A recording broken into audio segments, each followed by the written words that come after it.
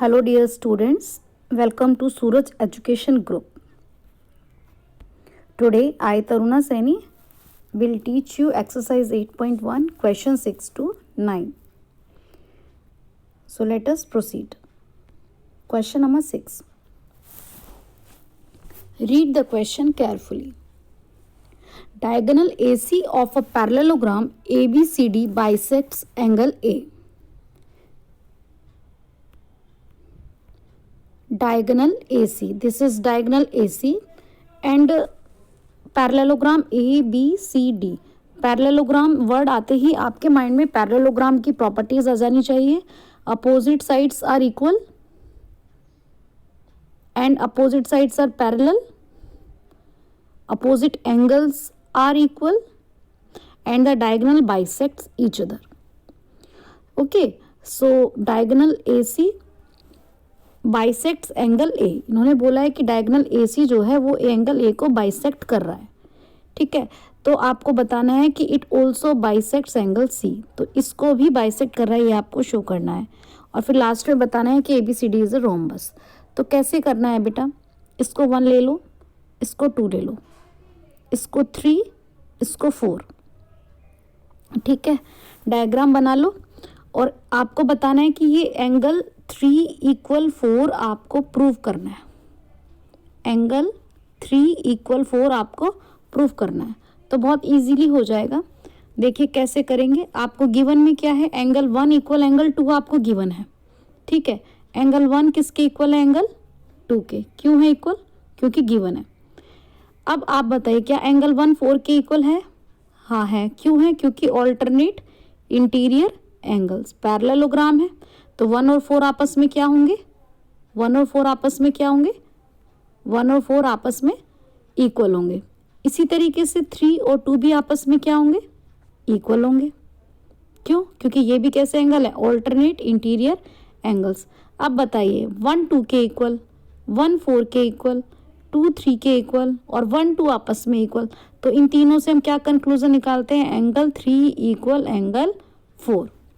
एक बार दोबारा से समझ लीजिए.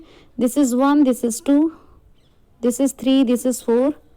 1 = क्वेश्चन में गिवन है. 1 = 4 क्योंकि ऑल्टरनेट इंटीरियर, 2 = 3 क्योंकि ऑल्टरनेट इंटीरियर, और क्योंकि 1 2 के इक्वल है तो 3 4 भी आपस में क्या होंगे, इक्वल होंगे. From all of above angle 3 = angle 4. अब 3 = 4 हो गया तो that means AC bisects angle C. तो फर्स्ट प्रूफ हो गया. अब आपको ये बताना है कि ABCD इज अ रोम्बस. अब पैरेललोग्राम और रोम्बस बताना है. तो पैरेललोग्राम और रोम्बस बिल्कुल एक जैसे होते हैं, बस एक ही फर्क है कि एडजेसेंट साइड्स इनकी इक्वल होनी चाहिए. पैरेललोग्राम की अगर एडजेसेंट साइड्स इक्वल हो जाए तो वो क्या बन जाएगा, रोम्बस, क्योंकि रोम्बस की सारी साइड्स क्या होती हैं, इक्वल होती हैं. अब देखो आप 2 ट्रायंगल ले लो. एक आपने यहाँ पे क्या देखा कि 1 = 2 तो है ही और 3 = 4 हमने प्रूव कर दिया. और AC क्या दिख रहा है आपको, कॉमन. तो आप एक ट्रायंगल ले लो ABC. ठीक है, और एक ट्रायंगल आप ले लो CDA एंड ट्रायंगल CDA. ठीक है, अब देखो हमने ले लिया. अब 1 किसके, ABC का एंगल 2 ADC के एंगल 1 के इक्वल है और AC आपस में इक्वल है क्योंकि कॉमन है. और ABC का एंगल 4 और ACD का एंगल 3 इक्वल है. तो एंगल साइड एंगल, कौन सा रूल बन गया, एंगल साइड एंगल. तो ASA रूल से ये दोनों ट्रायंगल आपस में क्या हो गए, कॉन्ग्रुएंट. क्या हो गए, कॉन्ग्रुएंट हो गए. तो ABC की साइड AB और ADC की साइड AD आपस में क्या हो गए, इक्वल. AB किसके इक्वल हो गया, AD के. और अभी अभी आपको बताया था कि अगर पैरेललोग्राम की एडजेसेंट साइड्स इक्वल आ जाएं तो वो क्या बन जाएगा, रोम्बस. एक बार दोबारा से समझ लीजिए इस सम को. 1 = 2, 3 = 4. ठीक है, 1 किसके इक्वल है, 2 के. 1 किसके इक्वल है, 4 के. 2 किसके इक्वल है, 3 के. इसका रीज़न क्या है, इसका रीज़न ये गिवन है. 1 4 के इक्वल क्यों है, क्योंकि ऑल्टरनेट इंटीरियर एंगल है. 2 3 के इक्वल क्यों है, क्योंकि ऑल्टरनेट इंटीरियर एंगल है. From first, second and third you conclude that 3 = 4, ठीक है। और उसके बाद में हमने क्या किया, इन दोनों ट्रायंगल को कॉन्ग्रुएंट दिखाया। तो कैसे दिखाया कॉन्ग्रुएंट, आपने 2 ट्रायंगल लिए, ट्रायंगल के नेम अच्छे से चूज करना। ट्रायंगल के क्या नेम ले लोगे, ट्रायंगल ABC, यहाँ से हमने ABC लिया ना, यहाँ से आप लेंगे ADC, ध्यान रखना नाम का, ADC, ठीक है।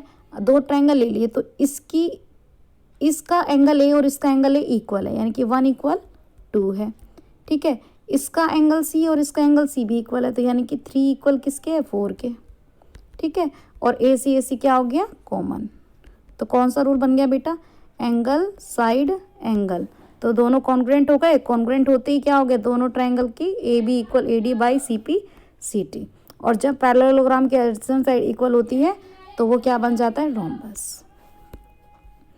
नेक्स्ट क्वेश्चन नंबर 7, ABCD एक रोम्बस है, ठीक है।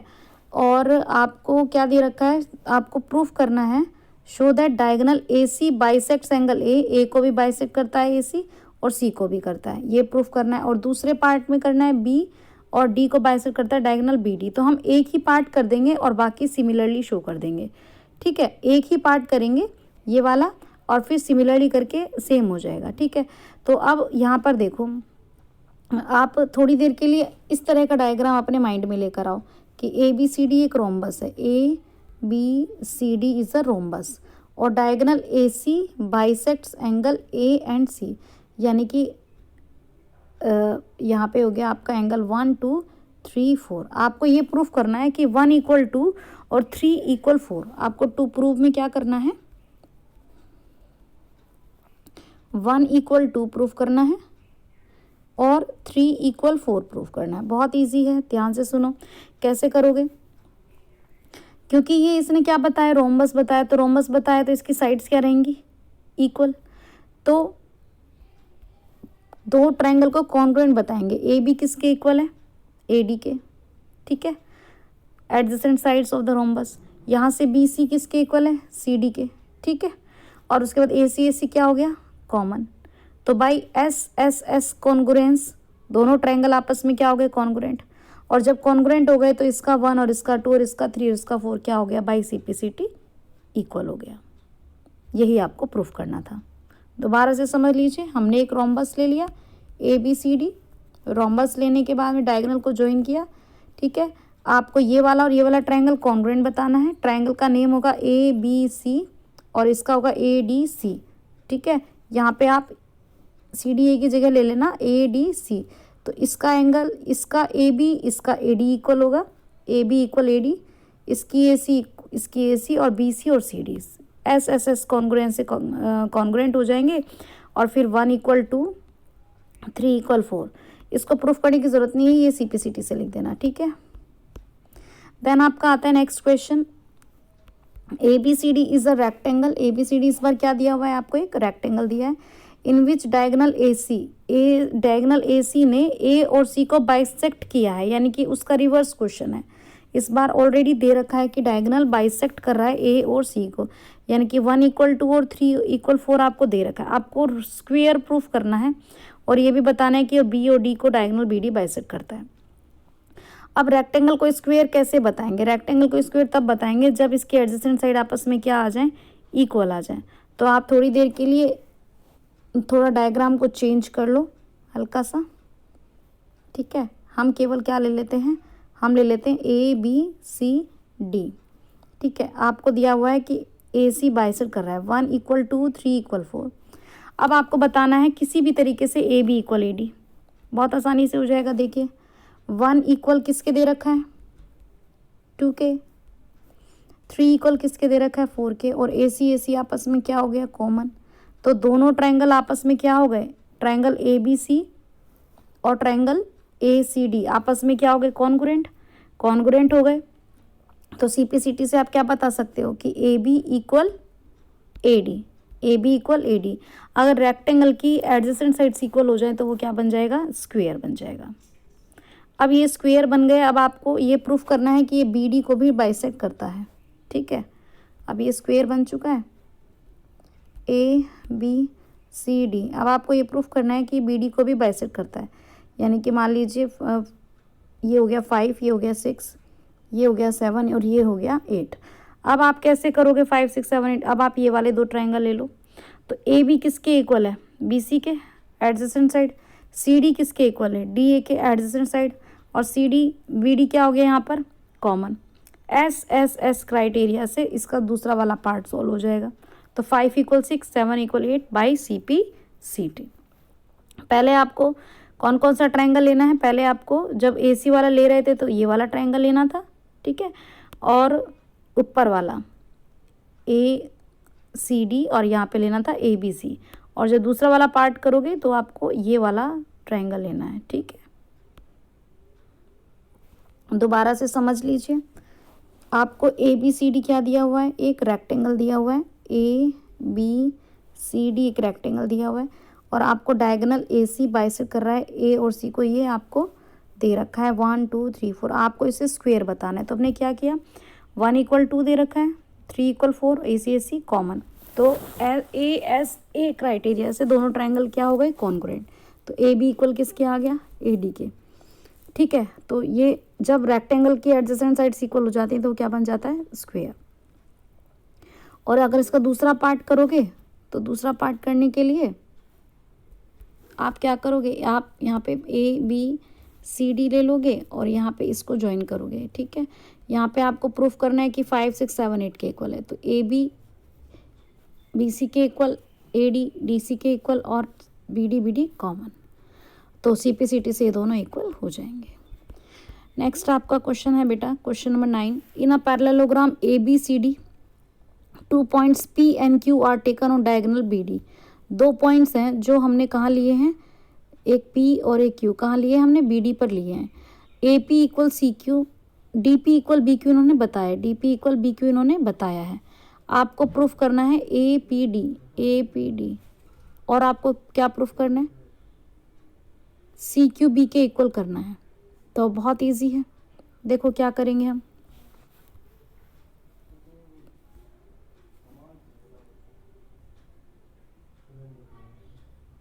ए पी डी और ये सी क्यू बी हो गया। तो जैसे कि मान लीजिए ये डी पी है, ये बी क्यू है, तो यहाँ पे ये क्योंकि पैरेललोग्राम है तो ये वाला इसके इक्वल हो गया, reason opposite sides of parallelogram. और डी पी इक्वल किसके हो गया? बी क्यू के हो गया। क्यों हो गया? क्योंकि ये क्वेश्चन में क्या है? गिवन है, ये क्वेश्चन में गिवन है। और ये इसके इक्वल हो गया। अब ये वाला जो एंगल है यहाँ पे जो साइड में एंगल, ये कैसे एंगल हो गए बेटा? Alternate interior angles. तो यानी कि ये दोनों ट्रायंगल आपस में क्या हो गए? अब कॉन्ग्रुएंट हो गए साइड एंगल साइड से।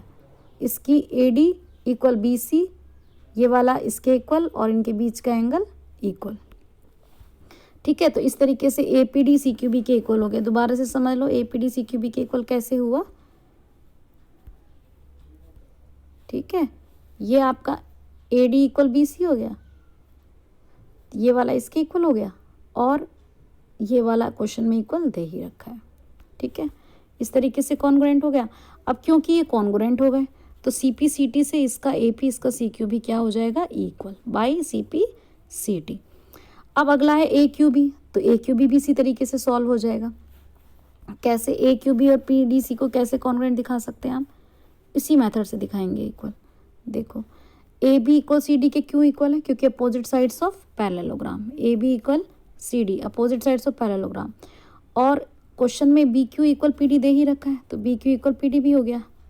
अब ये वाला जो एंगल है ये आपस में कैसे हो गए? Alternate interior angle. तो दोबारा से क्या हो गया? मान लो इसको 3, मान लो इसको 4, तो by S A S criteria, S S criteria आपस में क्या हो गए? दोनों ट्रायंगल कॉन्ग्रुएंट। अब जब कॉन्ग्रुएंट हो गए तो A Q equal C P by C P C T से क्या हो जाएंगे? इक्वल। इसका ए क्यू इसका सी पी आपस में क्या हो जाएंगे? इक्वल। अब आपको पैरेललोग्राम बताना है तो ऑब्वियस है। अब यहाँ पर आपने क्या देखा? A P equal C Q के है, A P equal C Q के है, और A Q equal C P है।